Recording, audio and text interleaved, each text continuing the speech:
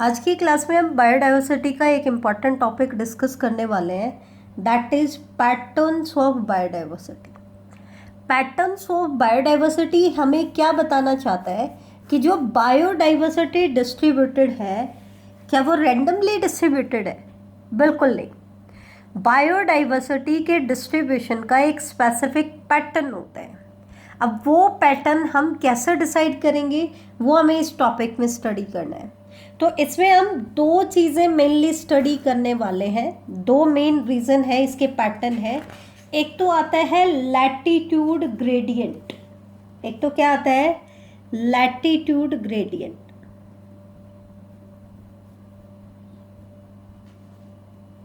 और दूसरा आता है बेटा species area relationship. Species area relationship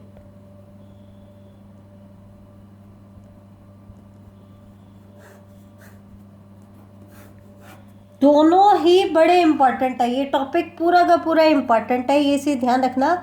लेकिन आपको मैं बता दूं, इसमें भी वेरी इंपॉर्टेंट पार्ट क्या है, स्पीसीज एरिया रिलेशनशिप। क्यों?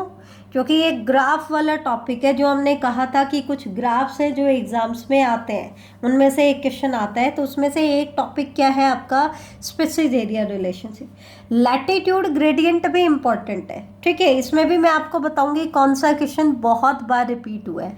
तो सबसे पहले इस लेक्चर में हम डिस्कस करते हैं लैटिट्यूड ग्रेडियंट, ठीक है।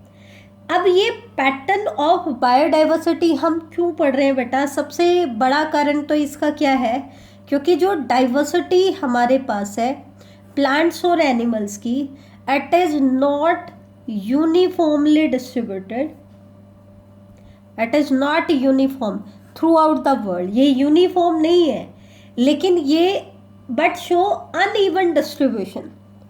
लेकिन यूनिफॉर्म तो नहीं है, ये अनइवन डिस्ट्रीब्यूशन शो करती है। अब कहाँ पे डाइवर्सिटी ज़्यादा होती है, कहाँ पे डाइवर्सिटी कम होती है, ये हमें इस टॉपिक में स्टडी करना है। लेकिन यहाँ पे एक वर्ड हमने यूज़ किया, लैटिट्यूड। तो सबसे पहला क्वेश्चन आता है कि लैटिट्यूड है क्या। जैसे ये हमारा अर्थ है, ये नॉर्थ पोल है, ये साउथ पोल है। अर्थ के बीचों बीच एक इमेजिनरी लाइन होती है जिसको हम कहते हैं इक्वेटर, ठीक है। ये माना जाता है, ये साइंटिस्ट का एस्टिमेशन हमें बताता है, लैटिट्यूड क्या होता है कि कोई भी रीजन इक्वेटर से कितने डिस्टेंस पे लोकेटेड है, वो क्या कहलाता है, उसका लैटिट्यूड कहलाता है, ठीक है। लैटिट्यूड के बेसिस पर हमने क्या किया, एरियाज को डिवाइड कर दिया। ट्रॉपिकल एरियाज जो बिल्कुल किसके पास है, इक्वेटर के पास है, दोनों तरफ, इधर भी ट्रॉपिकल एरियाज हो जाएंगे। उसके बाद टेम्परेट एरियाज जो थोड़े से ठंडे इलाके होते हैं, कोल्डर क्लाइमेट होता है। और बिल्कुल पोल्स पे आपके क्या हो जाएंगे बेटा, पोलर एरियाज। ये आपको पता है, ये पोलर एरियाज हो जाएंगे, ये नॉर्थ पोल और ये साउथ पोल। और भी बहुत सारा इकोसिस्टम होता है, वो हम इतना डिटेल में नहीं पढ़ेंगे, बेसिक बता रही हूँ कि इस तरीके से डिस्ट्रीब्यूशन होता है। तो यहाँ पे आपको क्या देखने को मिल रहा है, इक्वेटर के सबसे पास कौन है, ट्रॉपिकल रीजन। उससे दूर चले गए तो क्या आगे, टेम्परेट, और ज़्यादा दूर चले गए तो क्या आगे, पोल। अब लैटिट्यूड का क्या डिफरेंस आता है, ये चीज देखो। ये क्या कह रहा है, बायोडाइवर्सिटी जिसको हम शॉर्ट में रिप्रेजेंट कर देते हैं डी अल्फाबेट से, biodiversity decreases from equator to pole. अगर हम इक्वेटर से चलना शुरू कर दें और पोल की तरफ जाते जाएं, तो जैसे जैसे हम इक्वेटर से पोल की तरफ जाएंगे, चाहे आप नॉर्थ पोल की तरफ जा रहे हो या साउथ पोल की तरफ, तो जैसे जैसे आप जाओगे बायोडाइवर्सिटी क्या होगी, डिक्रीज होगी। ट्रॉपिकल, अब देखो इक्वेटर के बिल्कुल पास क्या था, ट्रॉपिकल। तो दैट मीन्स हम किस तरफ जा रहे हैं, हम ट्रॉपिकल से टेम्परेट की तरफ गए, फिर टेम्परेट से किस तरफ जा रहे हैं, पोलर एरियाज की तरफ जा रहे हैं। तो इसका मतलब क्या है कि हम ये भी कह सकते हैं कि ट्रॉपिकल रीजन में डाइवर्सिटी क्या है, ज़्यादा। ट्रॉपिकल रीजन में डाइवर्सिटी क्या है, ज़्यादा है। और अगर हम टेम्परेट को कंपेयर करें तो इसके कंपैरिजन में टेम्परेट में डाइवर्सिटी क्या होगी, कम। इसका कारण क्या है, क्योंकि ट्रॉपिकल रीजन जो है वो इक्वेटर के नियर अबाउट है और टेम्परेट क्या है, इक्वेटर से दूर लोकेटेड है। क्लियर हुआ बेटा, समझ में आया? हमने 2 पॉइंट पढ़े यहाँ पे। या तो हम कह दें इक्वेटर से जैसे जैसे हम दूर जाएंगे पोल की तरफ तो डाइवर्सिटी डिक्रीज होगी, या हम ट्रॉपिक से टेम्परेट की तरफ जाएंगे तो भी डाइवर्सिटी क्या होगी, डिक्रीज होगी। ठीक है, इक्वेटर से पोल, ट्रॉपिक से रीजन हम कहाँ से कहाँ तक कहते हैं, ये चीज़ ध्यान रखना। 23.5 डिग्री नॉर्थ से लेकर के 23.5 डिग्री साउथ, ये जो रेंज होती है इसको हम कहते हैं ट्रॉपिक्स, ध्यान देना। ठीक है, तो दैट मीन्स यहाँ पर हमने 2 चीज़ें हमने यहाँ पे देखी, क्या, tropics have more diversity than temperate, और दूसरा जैसे जैसे हम इक्वेटर से पोल की तरफ जाएंगे डाइवर्सिटी क्या होगी, डिक्रीज होगी। तो ये तो हमने पॉइंट्स बताए कि ऐसा होता है।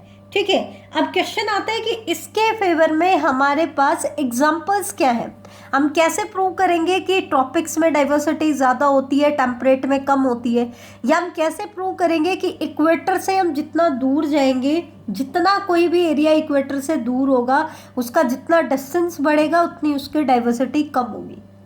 तो इसके फेवर में हमारे पास 3 एग्जाम्पल हैं। पहले एग्जाम्पल में हम 4 कंट्रीज को कंपेयर कर रहे हैं। कौन कौन से, कोलंबिया, न्यूयॉर्क और ग्रीनलैंड एंड इंडिया। ये इंपॉर्टेंट है बेटा, ध्यान से देखना। इन 4 कंट्रीज को हम कंपेयर कर रहे हैं, किसके बेसिस पर कंपेयर कर रहे हैं बेटा, इनके लैटिट्यूड रेंज के बेसिस पर, कि इनका इक्वेटर से कितना डिस्टेंस है, लैटिट्यूडिनल रेंज के ऊपर। तो कोलंबिया जो है it is located near the equator, ये बिल्कुल इक्वेटर के पास है। It is located near the equator. New York की अगर हम बात करें तो ये 41 डिग्री नॉर्थ पे लोकेटेड है। कहाँ लोकेटेड है, 41 डिग्री नॉर्थ पे लोकेटेड है। ठीक है, इसके बाद ग्रीनलैंड की अगर हम बात करें तो 71 डिग्री नॉर्थ पे है। अब देखो 23.5 डिग्री नॉर्थ इधर था तो 41 मान लो यहाँ होगा, 71 और दूर होगा, मतलब इक्वेटर से और डिस्टेंस आपका बढ़ गया। और इंडिया की अगर हम बात करें तो much of its land area in tropical region, India का ज़्यादातर जो एरिया है वो ट्रॉपिकल रीजन में आता है, लेकिन कोलंबिया बिल्कुल इक्वेटर के पास है। अब इंडिया पूरा का पूरा इक्वेटर के पास तो नहीं है, लेकिन इसका ज़्यादातर एरिया ट्रॉपिकल रेंज में आता है। न्यूयॉर्क 41 डिग्री नॉर्थ में है, ग्रीनलैंड 71 डिग्री नॉर्थ में है। तो इसका मतलब इक्वेटर के सबसे पास कौन है, कोलंबिया, फिर इंडिया, फिर न्यूयॉर्क और फिर ग्रीनलैंड। तो अकॉर्डिंग टू अवर अजम्पशन क्या होना चाहिए, कोलंबिया में डाइवर्सिटी सबसे ज़्यादा हो, फिर उससे कम इंडिया में, उससे कम न्यूयॉर्क में और सबसे कम किस में होना चाहिए, ग्रीनलैंड। तो हमने इसको प्रूव किया किसके बेसिस पर, number of A bird species, number of bird species, किसी बर्ड की डाइवर्सिटी को मेजर किया। उस पर्टिकुलर बर्ड की डाइवर्सिटी कोलंबिया में कितनी थी, 1400 स्पीसीज उसकी पाई गई। कितनी स्पीसीज मिली, 1400 डिफरेंट टाइप की स्पीसीज उसकी मिली। ठीक है, इंडिया के अंदर अगर उसकी डाइवर्सिटी को मेजर किया गया तो इंडिया में उसकी 1200 स्पीसीज मिली। कितनी स्पीसीज मिली, 1200। न्यूयॉर्क में 105 स्पीसीज मिली और ग्रीनलैंड में 56 स्पीसीज मिली। तो ये इनके लैटिट्यूड को डिस्क्राइब कर रहे हैं। कैसे, सबसे नज़दीक था इक्वेटर के कोलंबिया तो उसकी डाइवर्सिटी सबसे कम है, ग्रीनलैंड इक्वेटर से सबसे लार्ज डिस्टेंस पे था तो उसकी डाइवर्सिटी क्या है, सबसे कम है। ठीक है, इसकी सबसे ज़्यादा है, इसकी सबसे कम। ठीक है, तो इसका मतलब लैटिट्यूड का इफेक्ट पड़ रहा है किसके ऊपर? डाइवर्सिटी। जैसे जैसे हम इक्वेटर से दूर गए वैसे वैसे डाइवर्सिटी क्या होगी? कम होगी। तो ये तो था पहला एविडेंस। अब आता है दूसरा एविडेंस इसके फेवर में। दूसरे एग्जाम्पल में हमने क्या किया? दो फॉरेस्ट को कंपेयर किया। एक तो था इक्वाडोर फॉरेस्ट, ये तो पड़ता है बेटा ट्रॉपिकल रीजन में। ये तो मोस्टली कौन से रीजन में आता है? ट्रॉपिकल रीजन में आता है। और दूसरा हमने इसको कंपेयर किया किसके साथ? Midwest forest of USA. USA के मिडवेस्ट फॉरेस्ट के साथ। मिडवेस्ट फॉरेस्ट पड़ता है टेम्परेट रीजन में। ये आपको याद करना पड़ेगा, बताना पड़ेगा कौन सा किस रीजन में पड़ता है। इक्वाडोर फॉरेस्ट ट्रॉपिकल रीजन में पड़ता है, मिडवेस्ट फॉरेस्ट टेम्परेट रीजन में पड़ता है। तो according to our assumption tropics में डाइवर्सिटी ज़्यादा होती है और टेम्परेट में डाइवर्सिटी क्या होती है? कम होती है। ठीक है, तो यहाँ पर किसकी डाइवर्सिटी को मेजर किया गया? यहाँ पर वस्कुलर प्लांट्स की डाइवर्सिटी को मेजर किया गया। और हमने क्या देखा कि वस्कुलर प्लांट्स की डाइवर्सिटी मिडवेस्ट फॉरेस्ट की डाइवर्सिटी को अगर हम x मान लें तो ट्रॉपिकल रीजन में जो इक्वाडोर फॉरेस्ट था उसमें इसकी डाइवर्सिटी थी 10x, मतलब लगभग 10 टाइम्स ज़्यादा थी। तो Ecuador forest has 10 times more species of vascular plant as compare to Midwest forest of USA. ठीक है, तो यहाँ पे भी हमने क्या देखा? ट्रॉपिक्स रीजन में डाइवर्सिटी ज़्यादा है और टेम्परेट में कम है। आपको 2 पॉइंट याद रख लें, इक्वेटर से जितना डिस्टेंस बढ़ेगा उतनी डाइवर्सिटी कम होगी। दूसरा क्या याद रखना है? ट्रॉपिक्स में डाइवर्सिटी ज़्यादा होती है, टेम्परेट में डाइवर्सिटी कंपैरेटिवली क्या होती है? कम होती है। ये 2 पॉइंट आपको याद रखने हैं बेटा। अब हम आते हैं ग्रेटेस्ट तीसरे एग्जाम्पल की तरफ, दैट इज जो वर्ल्ड की सबसे ग्रेटेस्ट बायोडाइवर्सिटी है ना बेटा, ग्रेटेस्ट बायोडाइवर्सिटी ऑन अर्थ। अर्थ के ऊपर सबसे ज़्यादा बायोडाइवर्सिटी किसकी पाई जाती है? तो अर्थ के ऊपर सबसे ज़्यादा बायोडाइवर्सिटी हमें देखने को मिलती है अमेजोनियन रेन फॉरेस्ट में, ट्रॉपिकल अमेजोनियन रेन फॉरेस्ट। कहाँ पे मिलती है बेटा? Tropical Amazonian rain forest. World की सबसे ज़्यादा डाइवर्सिटी कहाँ मिलती है? इस फॉरेस्ट में मिलती है। और क्यों मिलती है बेटा? क्यों मिलती है? क्योंकि ये किस में आता है? ट्रॉपिकल रेंज में आता है। ट्रॉपिकल अमेजोनियन रेन फॉरेस्ट ये कहाँ लोकेटेड है? साउथ अमेरिका में है। वर्ल्ड की, हमारे अर्थ की सबसे ज़्यादा डाइवर्स फॉरेस्ट कौन सा है? Tropical Amazonian rain forest. अब इसमें कितनी डाइवर्सिटी है ये डाटा आपको याद करने हैं। ट्रॉपिकल अमेजोनियन रेन फॉरेस्ट में किस स्पीसीज की कितनी डाइवर्सिटी है ये डाटा एनसीईआरटी ने दिए हैं, ये आपको याद करने बेटा। एक एक नंबर के क्वेश्चन बनते हैं। ठीक है, तो tropical Amazonian rain forest world का सबसे डाइवर्स फॉरेस्ट है जिसकी डाइवर्सिटी सबसे ज़्यादा है। कितनी ज़्यादा है? अगर हम प्लांट की डाइवर्सिटी की बात करें इस फॉरेस्ट के अंदर तो it has more than 40,000 species. इसमें 40,000 से ज़्यादा स्पीसीज किसकी है? प्लांट्स की है। ठीक है, फिशेस की कितनी स्पीसीज है? फिशेस की डाइवर्सिटी इस फॉरेस्ट में देखने को मिलती है 3,000 स्पीसीज हमें फिशेस की देखने को मिलेगी। ठीक है, बर्ड्स की डाइवर्सिटी कितनी देखने को मिली? बर्ड्स की डाइवर्सिटी है 1300 स्पीसीज। ये डाटा बिल्कुल एक एक नंबर में पूछे जाता है। ट्रॉपिकल अमेजोनियन रेन फॉरेस्ट में फिशेस की कितनी डाइवर्सिटी है, या बर्ड्स की कितनी डाइवर्सिटी है, या प्लांट्स की कितनी डाइवर्सिटी है। इसी तरीके से मैमल्स की डाइवर्सिटी इसमें कितनी मिली? 427 स्पीसीज। और जितनी मैमल्स की डाइवर्सिटी थी उतनी ही डाइवर्सिटी इसमें एम्फीबियंस की भी थी। एम्फीबियन की भी कितनी डाइवर्सिटी देखने को मिली, 427 स्पीसीज हमें देखने को मिली। रेप्टाइल्स की डाइवर्सिटी यहाँ पे थी बेटा 378 स्पीसीज। और इन्वर्टिब्रेट्स की डाइवर्सिटी मिली, इन्वर्टिब्रेट्स 1,25,000 स्पीसीज। ठीक है, तो ये डाटा है ट्रॉपिकल अमेजोनियन रेन फॉरेस्ट की डाइवर्सिटी का। तो एक एक नंबर के कई सारे क्वेश्चन इसमें बनते हैं। ठीक है, अच्छा एक चीज और ध्यान रखना, इस ट्रॉपिकल अमेजोनियन रेन फॉरेस्ट में, क्योंकि ये वर्ल्ड का सबसे डाइवर्स एरिया है, सबसे ज़्यादा डाइवर्सिटी इस फॉरेस्ट में हमें मिलती है, तो there might be at least 2 million insect species,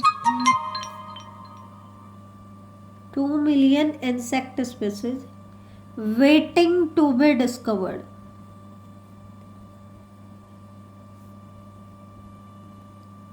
मतलब हमने कहा था ट्रॉपिक्स में इन्वेंटरीज अभी कंप्लीट नहीं हुई है, और ये तो सबसे डाइवर्स एरिया है, तो इसमें भी अभी भी एक एग्जांपल बताया कि अकेले इंसेक्ट की अभी भी 2 मिलियन इंसेक्ट स्पीसीज ऐसी हैं जिनको हमने इन्वेंट नहीं किया है इस एरिया में। तो 2 million insect species waiting to be discovered, वो वेट करिए कि हमें डिस्कवर करो। ठीक है, दैट मीन्स कहने का मतलब क्या है, उनकी इन्वेंशन अभी तक नहीं हुई है। ऐसा एक्सपेक्टेड है कि वहाँ पे इंसेक्ट की इतनी स्पीसीज और मिलेंगी हमें, लेकिन हम अब तक उनको इन्वेंट नहीं कर पाए। अब इस लैटिट्यूड ग्रेडियंट का वो क्वेश्चन जो बोर्ड एग्जाम में सबसे ज़्यादा बार पूछा गया है, मोस्ट एक्सपेक्टेड क्वेश्चन, वो क्या है, why there is greater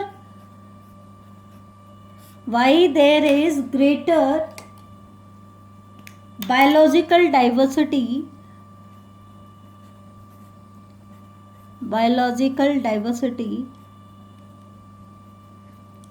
in tropics। मतलब ट्रॉपिक्स में बायोडाइवर्सिटी इतनी ज्यादा क्यों होती है। ठीक है, या फिर ये क्वेश्चन कैसे आ सकता है, what is so special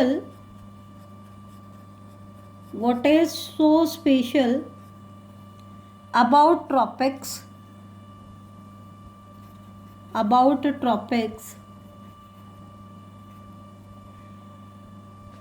that might account for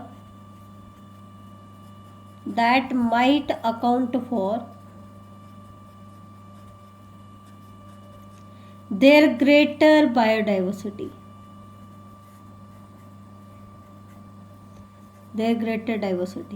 या फिर ये क्वेश्चन कैसे आ सकता है, how can you say that tropics have more diversity than temperate. आप कैसे कह सकते हो कि ट्रॉपिक्स में डाइवर्सिटी ज़्यादा होती है, किसके कंपैरिजन में, टेम्परेट के कंपैरिजन में। तो इसमें बेटा बेसिकली 3 रीज़न आते हैं, और ये 3 रीज़न क्या है, सबसे पहला रीज़न है ग्लेशिएशन का।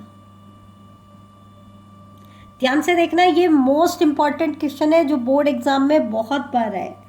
ग्लेशिएशन मतलब जो टेम्परेट रीजन होते हैं बेटा, temperate region, they are subjected to frequent glaciation in past. उन एरियाज में क्या हुआ है, फ्रीक्वेंट ग्लेशिएशन होता है। दैट मीन्स आपको पता है ग्लेशियर्स में क्या होता है बेटा, प्लेट्स ऊपर नीचे होती रहती है। ग्लेशियर्स में आइस जो होती है मेल्ट होती रहती है, जिसकी वजह से जो पूरी डाइवर्सिटी होती है वो लॉस हो जाती है। तो टेम्परेट रीजन में तो ग्लेशिएशन फ्रिक्वेंटली होते रहे। अब इससे क्या हुआ कि टेम्परेट रीजन तो डिस्टर्ब्ड होते रहे, तो किसी भी स्पीसीज को डाइवर्सिटी क्रिएट करने के लिए टाइम क्या मिला, कम, क्योंकि जैसे उन्होंने डाइवर्सिटी एस्टेब्लिश करना शुरू किया, लेकिन कुछ सालों के बाद फिर से क्या हो गया, ग्लेशिएशन हो गया, तो सारी डाइवर्सिटी लॉस होगी। फिर से उन्होंने डाइवर्सिटी को डेवलप करना शुरू किया, फिर से ग्लेशिएशन हो गया। तो दैट मीन्स उनको डाइवर्सिफिकेशन के लिए टाइम क्या मिला, कब मिला। ठीक है, they have less evolutionary time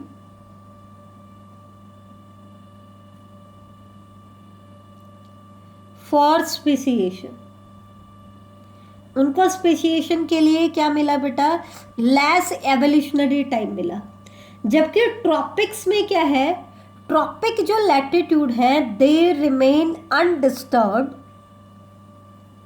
they remain undisturbed for millions of years. वो मिलियंस ऑफ ईयर से अनडिस्टर्ब्ड रहे। इसका मतलब क्या है? उनको बीच में किसी ने डिस्टर्ब नहीं किया, तो वो अपनी डाइवर्सिटी को क्या करते गए? अक्यूमुलेट करते रह गए। दैट मीन्स उनको स्पेसिएशन के लिए टाइम क्या मिला बेटा? ज़्यादा मिला। इसलिए ट्रॉपिक्स की डाइवर्सिटी ज़्यादा होगी और टेम्परेट की डाइवर्सिटी क्या होगी? कम होगी। ठीक है। दूसरा रीज़न क्या आता है? Favourable climate. क्लाइमेट उसको अफेक्ट करता है। कैसे? अब आपको पता है ट्रॉपिक्स जो एरिया होते हैं उसमें सीजनल फ्लक्चुएशंस कम होती है, they are less seasonal. Almost constant सा इन्वायरमेंट रहता है, कम सीजनल होता है। डे और नाइट के टेम्परेचर में भी इतना ज़्यादा इन्फ्लुएंस नहीं होता है। That means they are relatively more constant. इससे क्या होता है बेटा? इससे क्या होता है?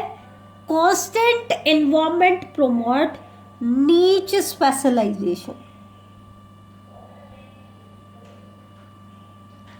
अब यहां पे सबसे बड़ा क्वेश्चन आता है, नीच क्या होता है? बेटा ध्यान देना, एक तो वर्ड हम यूज करते हैं हैबिटेट। हैबिटेट का मतलब होता है प्लेस ऑफ लिविंग। ठीक है। एनोलॉजी ले लेते हैं, आपको अच्छे से समझ आ जाएगा। देखो ध्यान से सुनो। जैसे हमारा घर क्या है बेटा? हमारी हैबिटेट है। लेकिन क्या हम पूरे घर में रह सकते हैं एक टाइम में? बिल्कुल नहीं। जैसे मान लो हम सबसे ज़्यादा किस में मिलेंगे? अपने बेडरूम में मिलेंगे। यह हमारा बेडरूम है। ठीक है। तो ये क्या कहलाएगा? नीच कहलाएगा। नीच क्या होता है? वो पर्टिकुलर एरिया होता है हैबिटेट का जहाँ पर कोई भी इंडिविजुअल फंक्शन करता है। जैसे हम अपने बेडरूम में क्या करते हैं? कोई भी एक्टिविटी करते हैं, टीवी देखते हैं, खेलते हैं, जो भी करते हैं, तो वो हमारा फंक्शनल एरिया होता है। या फिर यूँ मान लो कि ये सेंट्रल एरिया हमारा है, हम सबसे ज़्यादा इसमें रहते हैं। तो ये हैबिटेट का वो पार्ट है जो स्पेशलाइज हो गया है फंक्शन के लिए। किसके लिए? फंक्शन के लिए। तो नीच क्या होता है? फंक्शनल एरिया, जहाँ पर वो इंडिविजुअल फंक्शन करता है। अब जैसे मान लो लॉयन है, ये पूरा फॉरेस्ट है जो हमने लॉयन के लिए प्रिजर्व कर लिया है। लेकिन क्या लॉयन इस पूरे एरिया में रहता है? बिल्कुल नहीं। उसका कोई पर्टिकुलर एरिया होगा जहाँ पे वो मेनली रहता होगा, तो वो क्या कहलाता है? उसका नीच कहलाता है। तो नीच क्या है? छोटा टर्म है, हैबिटेट का एक छोटा पार्ट है जहाँ पे वो इंडिविजुअल फंक्शनल एक्टिविटी को परफॉर्म करते हैं। ठीक है। तो उसको हम कहते हैं नीच। तो दैट मीन्स अगर ट्रॉपिक्स रीजन लेस सीजनल होंगे तो यहाँ पे उसकी हैबिटेट डिस्टर्ब नहीं होगी है, तो वो नीच जो है वो उसके लिए क्या हो जाएगा? स्पेशलाइज हो जाएगा। और स्पेशलाइज नीक ग्रेटर डाइवर्सिटी को सपोर्ट करते हैं। जबकि टेम्परेट में क्या है? हैबिटेट डिस्टर्ब होती रहती है।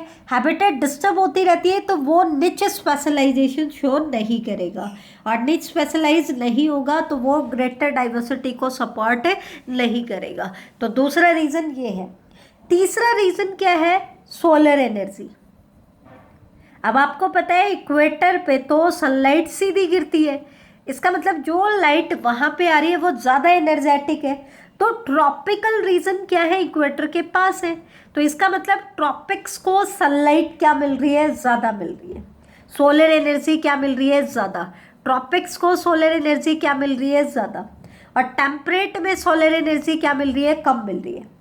अब अगर आपको पता है प्लांट फोटोसिंथेसिस करते हैं तो जितनी उनको लाइट अवेलेबल होगी उतना ही वो फोटोसिंथेसिस करेंगे। दैट मीन्स उतनी ही उनकी प्रोडक्टिविटी होगी। तो ट्रॉपिकल जो प्लांट्स हैं क्योंकि उनको सोलर एनर्जी ज़्यादा मिलती है तो उनकी प्रोडक्टिविटी क्या होगी? ज़्यादा होगी। और ऐसा देखा गया है कि हायर प्रोडक्टिविटी क्या बेटा? हायर प्रोडक्टिविटी जो होती है it ultimately support greater diversity. Higher productivity किसको सपोर्ट करती है? ग्रेटर डाइवर्सिटी को सपोर्ट करती है। तो ये था बेटा आपका लैटिट्यूड ग्रेडियंट का topic, pattern of biodiversity. Pattern of biodiversity हमने स्टडी किया क्या कि बायोडाइवर्सिटी किस पैटर्न में डिस्ट्रीब्यूटेड होती है। ठीक है, तो लैटिट्यूड ग्रेडियंट में हमने क्या ऑब्जर्व किया बेटा कि जितना ज़्यादा कोई भी एरिया इक्वेटर के पास होगा उसकी डाइवर्सिटी उतनी ही ज़्यादा होगी, और जितना इक्वेटर से पोल की तरफ जाते जाओगे डाइवर्सिटी क्या होती जाएगी? कम होती जाएगी। या फिर हम कह सकते हैं ट्रॉपिक्स में बायोडाइवर्सिटी ज़्यादा होगी, किसके कंपैरिजन में? टेम्परेट के कंपैरिजन में। तो ये तो दो हमने जर्नलाइजेशन देखे, फिर हमने 3 एग्जाम्पल दिए इन जर्नलाइजेशन को सपोर्ट करने के लिए, जो ये प्रूव कर दे ये दोनों पॉइंट हमने जो बताए। और तीसरा क्वेश्चन इसमें इंपॉर्टेंट आता है कि हमें एक्सप्लेन करना है कि why tropics have more diversity than the temperate. ठीक है, तो ये 3 इंपॉर्टेंट क्वेश्चन आपके लैटिट्यूड ग्रेडियंट में बनते हैं, तो ये आपको अच्छे से याद करने हैं।